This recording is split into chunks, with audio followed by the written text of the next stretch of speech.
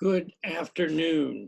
I'm going to be recording a little blip, a little video for each of the different ways that English as a second language has been taught, and really how languages have been taught.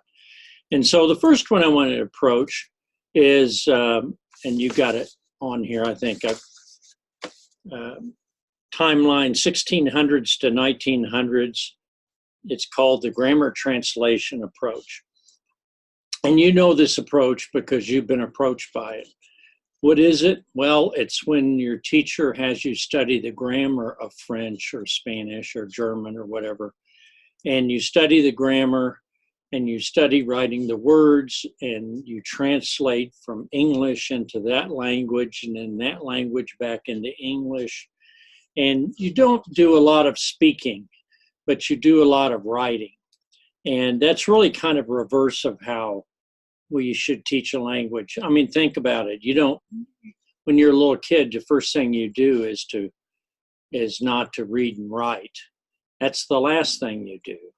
First thing you do is to listen, and then eventually you speak, and then you're taught recognize words and you can read, and then you write your name maybe, but then eventually after you've read enough and you've had enough practice, you can actually write sentences. And you practice those in first grade, but you don't do it when you're 2 years old. So the thing to remember about the grammar translation is that it is a product of the past. When the scribes in ancient Egypt or Greece or wherever were learning to write down things when there was first written language, how were they taught? They were taught by memorization. They were probably whipped if they made a mistake. They had to learn to write the letters, and if they were writing in the glyphs or whatever of the ancient Babylonians, that wedge-like writing. They probably had these clay tablets they practiced on and practiced, and if you were really good, then you got to write down the official laws of Hammurabi, or maybe Sargon, the leader of the Persians, etc. And that's why they have clay tablets, because it was soft. You could write in it, and then when it hardened, you had a permanent record. They didn't have paper in those days, except in Egypt, where they had papyrus, and some of that has survived.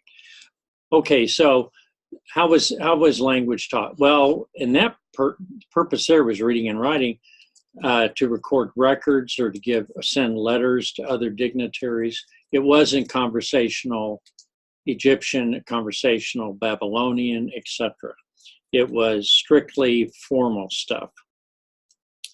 You had to get it right when you were chiseling on the columns. You couldn't go back and fix it if you had written the wrong thing in the wrong column. So conversation was pretty much ignored. And this approach, the grammar translation, is still popular because people see it as a direct way to teach. They said, I'm going to teach you the grammar, and you're going to write the subject and the verb and the object.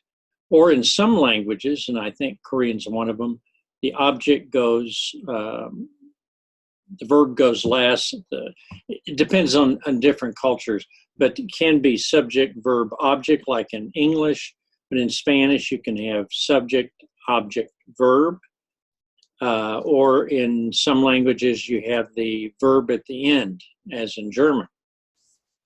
So what does all this mean? Well, it means that grammar translation is not a natural way to teach, but it seems logical to people who already know the language. Teaching the grammar translation approach to ESL students has a lot of problems. It's problematic. One, the students don't know grammar terms. Remember, what is a subject? What is a predicate? What is a direct or indirect object? Those things are very abstract. Children won't know those, and a lot of people, unless they study grammar as an English teacher, won't know what those are either. So the one thing when you're teaching, you want to look for can you connect to the way people really communicate. Now, certain types of students will like grammar translation. Students that are generally very quick to grasp the language, students that are very analytical, students that like to find the rules for everything. But most people, because grammar is internalized, we learn grammar. We know what is right and what is wrong in English for the most part, at least in speaking and listening and things. We know that kind of the rules, and we can tell when somebody is an outsider and has learned the language as a second or third language or more. We know when they make mistakes. We say, oh, that person probably didn't speak English as a first language. So, but we don't know how to explain why something is wrong. We can say, oh, you can't do that, but we don't know what to say. Or if we do, we say, don't put the object there. But that doesn't really help somebody who's struggling with the language. They have to deal with the here and now, not with the abstract. So what are the advantages? And as I do this, I want you to think about, and I've got some videos on here showing different languages being taught, and you can click on these. I don't think I'll get all 7 or 8 of these up by today. I'm going to put probably half of them up today and the other half next week. But there is some value because you can explain to certain types of students, you can explain grammar to them. But a lot of times you want to keep all the rules and stuff very, very abstract. You also, if you talk about grammar, you have to assume they understand it. By the way, there's not just one approach to grammar. We're used to the subject and object and things like that, and the subject predicate terminology, because we're taught that. And that originally came from the way people studied Latin. But not all languages, they have different types of grammar. They have different sets of rules. So if you were to quote something and say, this is how we do it in English, and you actually will find, if you go back, that the rules used for explaining Latin, the grammar terms, were brought over and put on English. But the fact is that English doesn't have all the conjugations of verbs that Latin has. Just briefly, very briefly, in like the German and Latin, even the nouns themselves, like the word soldier, depending on if it's the subject of the sentence or the object of a verb or the indirect object of a verb or the object of a preposition, the word soldier will have a different ending on it. And that's why German was tough for me. My gosh, you got to learn 4 or 5 different versions, not of the verbs, which, you conjugate verbs in Spanish. Oh, as, a, amos, an, for the present tense AR verbs. But in German, in some languages, you have to figure out the endings for the nouns. And that's not even talking about male, female issues that you have, is it a feminine or masculine noun?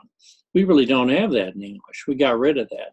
So English is a peculiar language in a way. It's a big mix of several languages: Swedish, Scandinavian, Old French, Old English, Old Anglo-Saxon, some German or parts of German that came in. And then we have other words that come in, Spanish. A lot of vocabulary comes in from other cultures that we interact with. So I would advise you to move away from traditional grammar as it's taught. I have a little saying here, expression. I got some of the advantages here. And the disadvantages, and I have to say this, and also with audiolingual coming up, it's pretty much drudgery to study a language by its grammar, because you don't speak that way.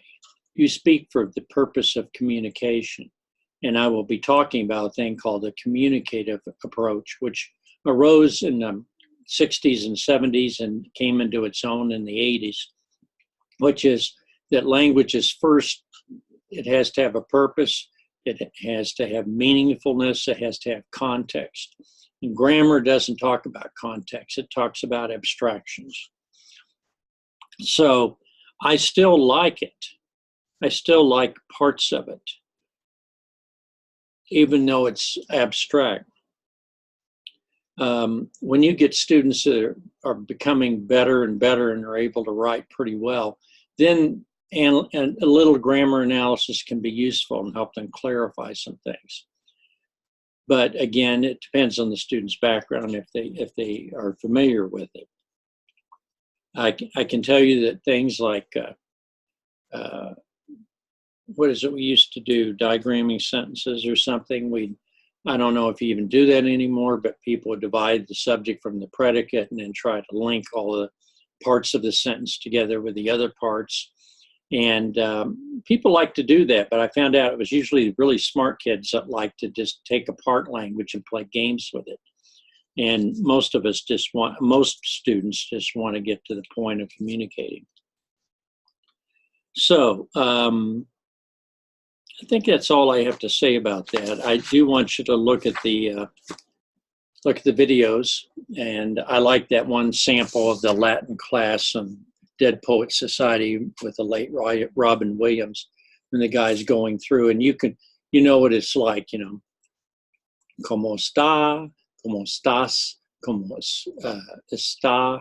¿Cómo están? ¿Cómo estamos? That's the verb endings. And they change in Spanish for AR, IR, and ER verbs. And then you have the irregulars, which don't even follow the rules. But still, Spanish is a lot simpler in its grammar than English is. Okay, I want to keep these quick and get to the point on it. So I hope this has been helpful.